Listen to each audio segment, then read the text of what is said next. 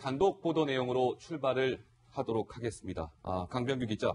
네. 귀순병사 있지 않습니까? 13일 날 MDL 군사 분계선을 통해서 귀순을 한 귀순병사의 가족 관계에 대한 것들인데 단독으로 취재된 내용이 있죠? 어떤 내용입니까? 예, 그렇습니다. 일단 어느 배경에서 자랐느냐가 상당히 의문이었는데 네. 조금 풀린 것 같습니다. 이제 국회 국방위 관계자가 밝힌 건데요.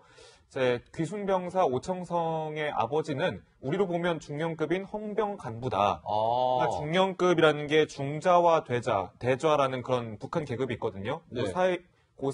중자 혹은 대자일 가능성이 크고, 그리고 이제 헌병이라고 하는 거는 북한에서 보면 경무대 소속이라고 좀 보여지거든요. 경무대. 그러니까 우리의 헌병이 북한에는 경무대라고 불리우는 거죠? 네, 그렇습니다. 그곳에서 일하는 아버지가 일했을 가능성이 상당히 크다. 그런 정보가 있다라고 이제 채널A 취재진에게만 밝혀온 건데요. 네. 자, 근데 이제 감이 안 오실 거예요. 이제 헌병 중령은 어느 정도의 그 위치인지. 그래서 제가 전문가를 통해서 한 번 더 알아봤거든요. 그랬군요? 예, 같이 들어보시겠습니다.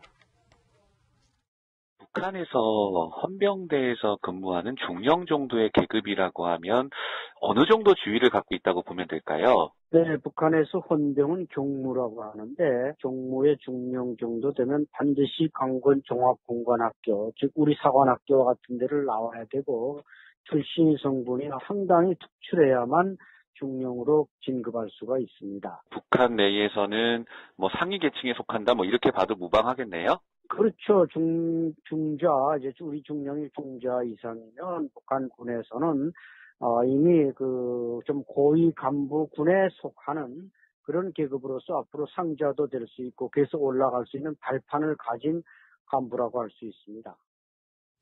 네, 강병규 기자가 잘 설명을 해줬지만 이 오청성의 아버지는 북한 헌병 간부입니다. 계급은 중좌. 우리로 따지면 중령급인 것이죠. 자, 그런데 여기서 궁금한 것은 황성준 의원께 질문을 드려야 될 것 같은데 나름 이제 엘리트 집안 출신이라는 거죠. 지금 안찬일 박사 얘기를 들어봐도.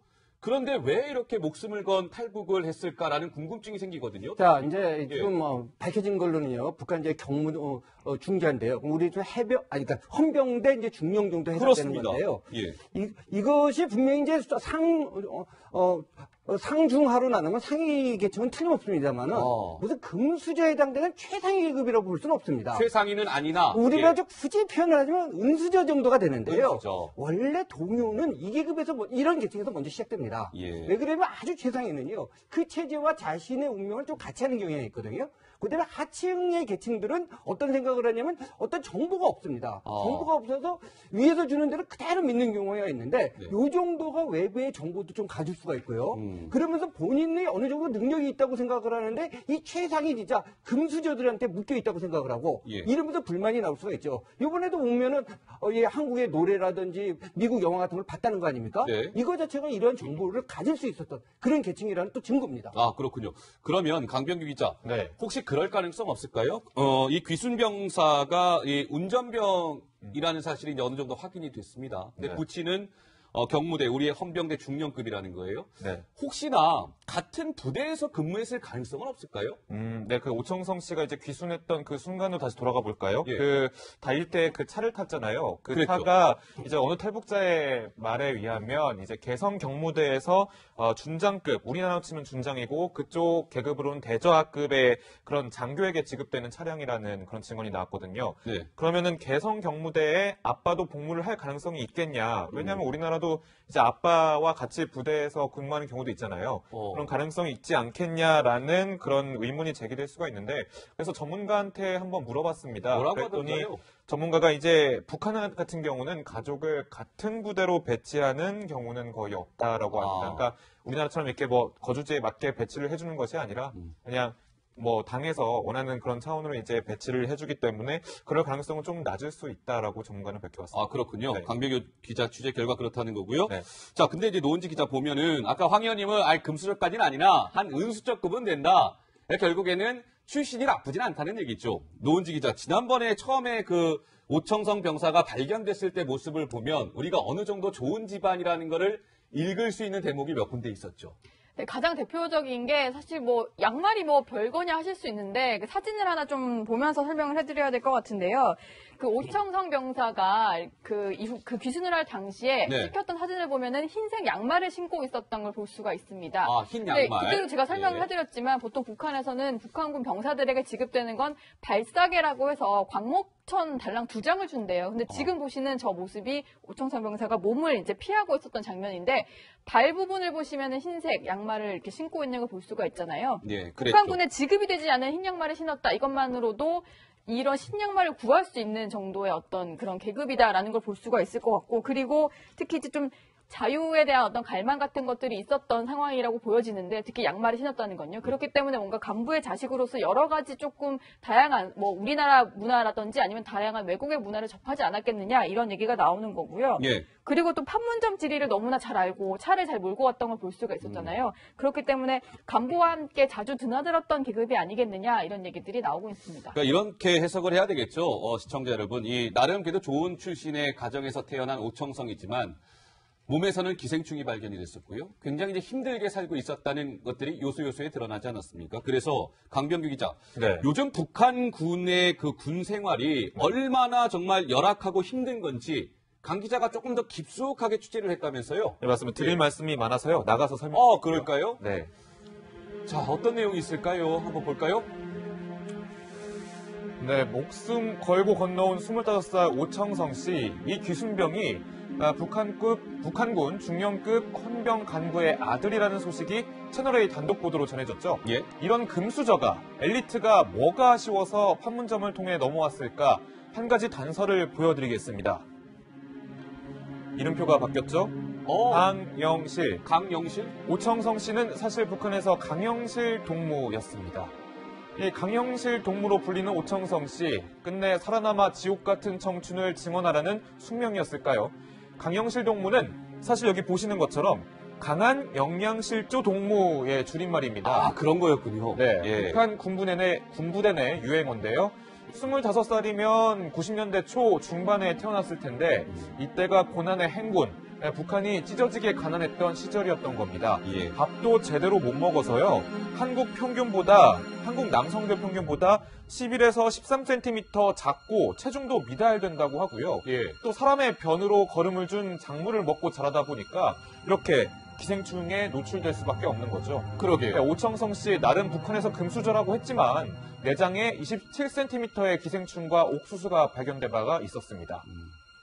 북한의 오청성 씨 같은 강영실 동무들만 119만 명이 있다는 소식도 들려오는데요. 네. 사진 보시겠습니다. 이렇게 살이 포동포동 찐 김정은 옆에 이렇게 삐쩍 마른 북한 군인들이 환호 아닌 환호를 하고 있습니다. 극명하게 대비가 되는군요. 네, 그렇습니다. 여기 군인들도 체중 미달 그리고 신장 미달의 강영실 동무들인 거죠. 네, 김정은이 첫 연설에서 다시 인민들의 허리띠를 조이지 않겠다고 약속했지만 아직까지 지켜지지 않고 있습니다. 그 당혹감 때문인지 북한은 오 씨의 귀순을 보름 넘게 항구하고 있는데요. 자, 제목처럼 제2의 오청성이 나올까 질문해보면요. 오청성 씨처럼 동료의 총알을 맞더라도 굶지 않기 위해 한국으로 넘어올 가능성을 배제할 수는 없다고 생각합니다. 네, 강병규 기자가 정리 잘 해줬습니다. 뭐 지금 이 귀순 소식을 대북 확성기 방송을 통해서 지금 보내고 있다고 하니까 아마 마음이 흔들리는 북한군 병사가 최전방 지역에 아마 많을 겁니다. 자, 그런데 노은치 기자. 지금 오청성 병사가 머물고 있는 수원 아주대병원, 거기에 우리 동아일보 사진부 기자가 그 외부의 사진을 몇 장 찍었는데 거기에 좀 특징이 몇 개 드러나던데요?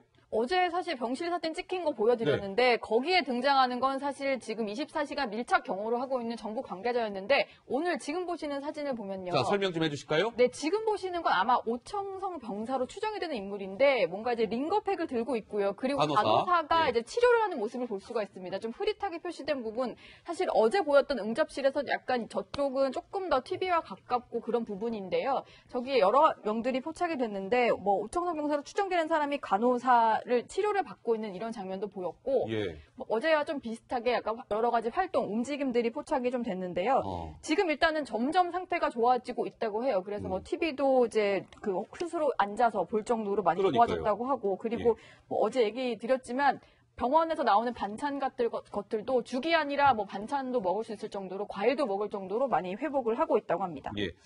알겠습니다. 동아일보 사진부 기자가 지난주 금요일 밤에 이렇게 어렵게 찍은 사진을 몇 장 보여드렸습니다. 그런데 황성준 의원께 질문을 드릴까요? 이 북한 귀순병사가 이제 건강을 회복하면 우리 이제 남한 생활에 적응을 해야 될 것 같은데요.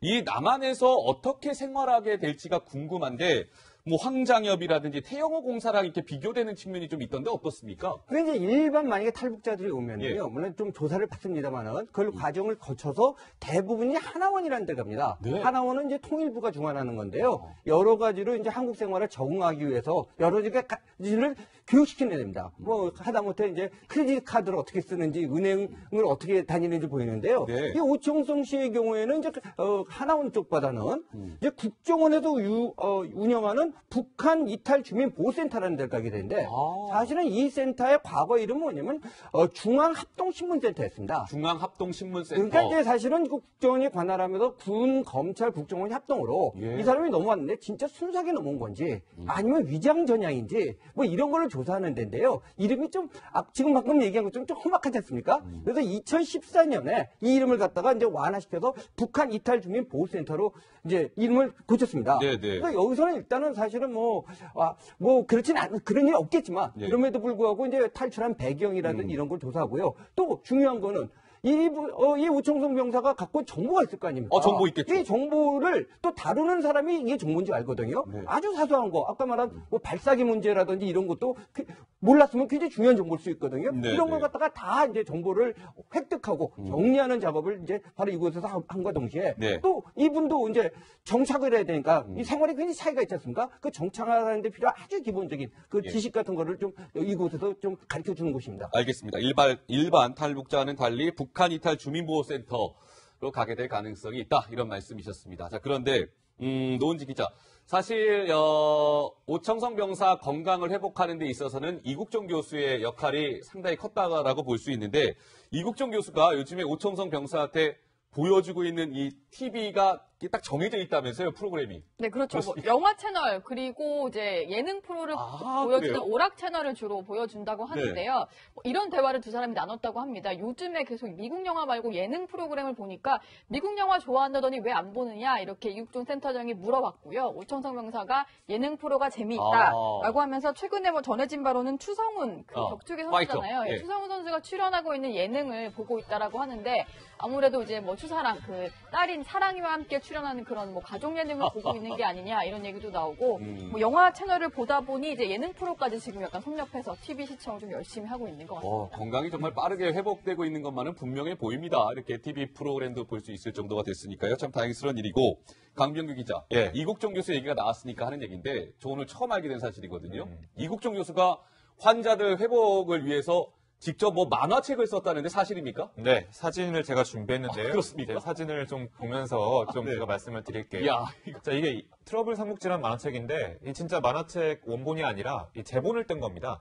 예, 하나하나 복사를 해가지고 이렇게 책으로 엮은 건데 이게 바로 이국종 교수가 만든 바로 그 제본 책입니다. 네. 자, 이제 이 만화가 정훈이 씨가 그린 그 만화책인데 네. 그 사례를 직접 자신의 블로그에 올리면서 좀 입소문을 타게 됐거든요. 어. 저도 그래서 알게 됐는데 이국종 교수가 이 만화가에게 직접 전화를 해서 이 만화를 치료 보조제로 사용하고 있다. 고통을 잊는데 사용하고 있다. 이 책 구할 수 있냐라고 물어보니까 이 만화가가 남은 책이 본인이 가져야 되는 소장용 한 권밖에 없다고. 그래요. 그래서 복사본을 만드셔도 된다라고 오히려 역제안을 하니까 이렇게 이국종 교수가 직접 만든 겁니다. 네. 그러니까 이제 이국종 교수가 태극기 걸어주고 해군기 걸어주고 안정을 취하게 해주잖아요. 맞아요. 특히 중증 외상을 입은 환자의 경우에는 안정이 무엇보다 회복의 필수적인 요소이기 때문에 이렇게 만화책을 직접 뭐 제본하게 됐다 이런 뒷얘기가 있습니다. 글쎄요. 아마 환자들 회복을 위해서 만화책까지 쓰는 의사가 과연 또 있을까 싶은데 그냥 환자에 대한 열정과 애정이 네. 상당하다 이렇게 봐야 될 것 같고요. 그런데 노은지 기자, 요즘 뭐 이국종 교수 얘기가 자꾸 나오는데 저는 지금 뭐 사랑의 열매 배지를 달고 있습니다만 이국종 교수 뭐 이 해당되는 배지가 등장을 했습니까? 네, 어떤 디자인을 거예요? 전공을 한 이국종 센터장의 지지자인 것 같은데 배지를 한 2가지 정도 종류를 만들었어요. 지금 보시는 거는 이제 응급 헬기 배지라고 해서 응급 헬기와 응급 수술 배지라고 해서 보시면은 이국종 센터장의 모습과 상당히 유사한 실루엣입니다. 네. 저 모양의 배지가 나오게 되는 건데요. 일단은 이제 후원을 하기 위해서 배지 아이디어를 냈다고 해요. 그러니까 이런 식으로 해서 배지를 많이 주문을 받게 되면은 목표 금액이 한 100만 원이라고 하는데 100만 원을 달성하면 실제로 배지를 제작해서 배포를 해주겠다라고 하는데요. 네. 제작에 들어가는 비용과 그리고 배송비 같은 것들을 제외하고는 모두 이 외상센터를 위한 후원금으로 사용을 하겠다라고 해서 유국종 교수를 생각하는 어떤 지지자들의 마음이 실제 어떤 도움으로까지 이어지는 뭐 이런 식의 움직임도 보이고. 단독 보도 내용으로 출발을 하도록 하겠습니다. 강병규 기자. 네. 귀순병사 있지 않습니까? 13일 날 MDL 군사 분계선을 통해서 귀순을 한 귀순병사의 가족 관계에 대한 것들인데 단독으로 취재된 내용이 있죠? 어떤 내용입니까? 예, 그렇습니다. 일단 어느 배경에서 자랐느냐가 상당히 의문이었는데 네. 조금 풀린 것 같습니다. 이제 국회 국방위 관계자가 밝힌 건데요. 이제 귀순병사 오청성의 아버지는 우리로 보면 중령급인 헌병 간부다. 그러니까 중령급이라는 게 중자와 대좌라는 그런 북한 계급이 있거든요. 네. 중자 혹은 대자일 가능성이 크고, 그리고 이제 헌병이라고 하는 거는 북한에서 보면 경무대 소속이라고 좀 보여지거든요. 경무대. 그러니까 우리의 헌병이 북한에는 경무대라고 불리우는 거죠? 네, 그렇습니다. 그곳에서 일하는 아버지가 일했을 가능성이 상당히 크다. 그런 정보가 있다라고 이제 채널의 취재진에게만 밝혀온 건데요. 예. 자, 근데 이제 감이 안 오실 거예요. 이제 헌병 중령은 어느 정도의 그 위치인지. 그래서 제가 전문가를 통해서 한 번 더 알아봤거든요. 그랬군요? 예, 같이 들어보시겠습니다. 북한에서 헌병대에서 근무하는 중령 정도의 계급이라고 하면 어느 정도 지위를 갖고 있다고 보면 될까요? 네, 북한에서 헌병은 경무라고 하는데 경무의 중령 정도 되면 반드시 강군 종합공관학교, 즉 우리 사관학교 같은 데를 나와야 되고 출신 성분이 상당히 특출해야만 중령으로 진급할 수가 있습니다. 북한 내에서는 뭐 상위 계층에 속한다 뭐 이렇게 봐도 무방하겠네요? 그렇죠. 중자, 이제 우리 중령이 중자 이상이면 북한군에서는 이미 좀 고위 간부 군에 속하는 그런 계급으로서 앞으로 상자도 될 수 있고 계속 올라갈 수 있는 발판을 가진 간부라고 할 수 있습니다. 네, 강병규 기자가 잘 설명을 해줬지만 이 오청성의 아버지는 북한 헌병 간부입니다. 계급은 중좌, 우리로 따지면 중령급인 것이죠. 자, 그런데 여기서 궁금한 것은 황성준 의원께 질문을 드려야 될 것 같은데 나름 이제 엘리트 집안 출신이라는 거죠. 지금 안찬일 박사 얘기를 들어봐도. 그런데 왜 이렇게 목숨을 건 탈북을 했을까라는 궁금증이 생기거든요. 자, 이제 예. 지금 밝혀진 걸로는요, 북한 이제 경무 중자인데요. 우리 좀 그러니까 헌병대 이제 중령 정도 해당되는 그렇습니다. 건데요. 예. 이것이 분명히 이제 상중하로 나누면 상위 계층은 틀림없습니다만은 무슨 금수저에 해당되는 최상위 계급이라고 볼 수는 없습니다. 최상위는 아니나 우리가 예. 좀 굳이 표현을 하자면 은수저 정도가 되는데요. 은수저. 원래 동요는 이 계급에서 이런 계층에서 먼저 시작됩니다. 예. 왜 그러면 아주 최상위는요. 그 체제와 자신의 운명을 좀 같이 하는 경향이 있거든요. 그다음에 하층의 계층들은 어떤 생각을 하냐면 어떤 정보가 없습니다. 정보가 없어서 위에서 주는 대로 그대로 믿는 경우가 있는데 네. 이 정도가 외부의 정보도 좀 가질 수가 있고요. 그러면서 본인이 어느 정도 능력이 있다고 생각을 하는데 이 최상위 진짜 금수저들한테 묶여 있다고 생각을 하고 예. 이러면서 불만이 나올 수가 있죠. 이번에도 보면은 한국의 노래라든지 미국 영화 같은 걸 봤다는 거 아닙니까? 네. 이거 자체가 이런 정보를 가질 수 있었던 그런 계층이라는 또 증거입니다. 그렇군요.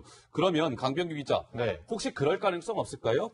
이 귀순병사가 이 운전병이라는 사실이 이제 어느 정도 확인이 됐습니다. 근데 네. 부치는 경무대, 우리의 헌병대 중령급이라는 거예요. 네. 혹시나 같은 부대에서 근무했을 가능성은 없을까요? 네, 그 오청성 씨가 이제 귀순했던 그 순간으로 다시 돌아가 볼까요? 예. 그 달릴 때 그 차를 탔잖아요. 그 그랬죠. 차가 이제 어느 탈북자의 말에 의하면 이제 개성 경무대에서 준장급, 우리나라로 치면 준장이고 그쪽 계급으로는 대저하급의 그런 장교에게 지급되는 차량이라는 그런 증언이 나왔거든요. 네. 그러면은 개성 경무대에 아빠도 복무를 할 가능성이 있겠냐? 왜냐하면 우리나라도 혹시라도 이제 아빠와 같이 부대에서 근무하는 경우도 있잖아요. 그런 가능성이 있지 않겠냐라는 그런 의문이 제기될 수가 있는데 그래서 전문가한테 한번 물어봤습니다. 뭐라고 그랬더니 하던가요? 전문가가 이제 북한 같은 경우는 가족을 같은 부대로 배치하는 경우는 거의 없다라고 합니다. 그러니까 우리나라처럼 이렇게 뭐 거주지에 맞게 배치를 해주는 것이 아니라 그냥 뭐 당에서 원하는 그런 차원으로 이제 배치를 해주기 때문에 그럴 가능성은 좀 낮을 수 있다라고 전문가는 밝혀왔습니다. 아, 그렇군요. 네. 강병규 기자 취재 결과 그렇다는 거고요. 네. 자, 근데 이제 노은지 기자 보면은 아까 황 의원님은 금수저까지는 아니나 한 은수저급은 된다. 결국에는 출신이 나쁘진 않다는 얘기죠. 노은지 기자, 지난번에 처음에 그 오청성 병사가 발견됐을 때 모습을 보면 우리가 어느 정도 좋은 집안이라는 거를 읽을 수 있는 대목이 몇 군데 있었죠. 네, 가장 대표적인 게 사실 뭐 양말이 뭐 별거냐 하실 수 있는데 그 사진을 하나 좀 보면서 설명을 해드려야 될 것 같은데요. 그 오청성 병사가 그 귀순을 할 당시에 네. 찍혔던 사진을 보면은 흰색 양말을 신고 있었던 걸 볼 수가 있습니다. 아, 흰 양말. 네, 그때도 제가 설명을 네. 해드렸지만 보통 북한에서는 북한군 병사들에게 지급되는 건 발사계라고 해서 광목천 달랑 2장을 준대요. 근데 지금 보시는 저 모습이 오청성 병사가 몸을 이제 피하고 있었던 장면인데 발 부분을 보시면은 흰색 양말을 이렇게 신고 있는 걸 볼 수가 있잖아요. 예, 그랬죠. 북한군에 지급이 되지 않은 흰 양말을 신었다. 이것만으로도 이런 신양말을 구할 수 있는 정도의 어떤 그런 계급이다라는 걸 볼 수가 있을 것 같고, 그리고 특히 이제 좀 자유에 대한 어떤 갈망 같은 것들이 있었던 상황이라고 보여지는데, 특히 양말을 신었다는 건요. 그렇기 때문에 뭔가 간부의 자식으로서 여러 가지 조금 다양한 뭐 우리나라 문화라든지 아니면 다양한 외국의 문화를 접하지 않았겠느냐 이런 얘기가 나오는 거고요. 예. 그리고 또 판문점 지리를 너무나 잘 알고 차를 잘 몰고 왔던 걸 볼 수가 있었잖아요. 그렇기 때문에 간부와 함께 자주 드나들었던 계급이 아니겠느냐 이런 얘기들이 나오고 있습니다. 그러니까 이렇게 해석을 해야 되겠죠. 시청자 여러분. 이 나름 그래도 좋은 출신의 가정에서 태어난 오청성이지만 몸에서는 기생충이 발견이 됐었고요. 굉장히 이제 힘들게 살고 있었다는 것들이 요소요소에 드러나지 않았습니까? 그래서 강병규 기자, 네. 요즘 북한군의 그 군 생활이 얼마나 정말 열악하고 힘든 건지 강 기자가 조금 더 깊숙하게 취재를 했다면서요? 네, 맞습니다. 드릴 말씀이 많아서요. 나가서 설명드릴게요. 그럴까요? 네. 자, 어떤 내용이 있을까요? 한번 볼까요? 네, 목숨 걸고 건너온 25살 오청성 씨. 이 귀순병이 북한군 중령급 헌병 간부의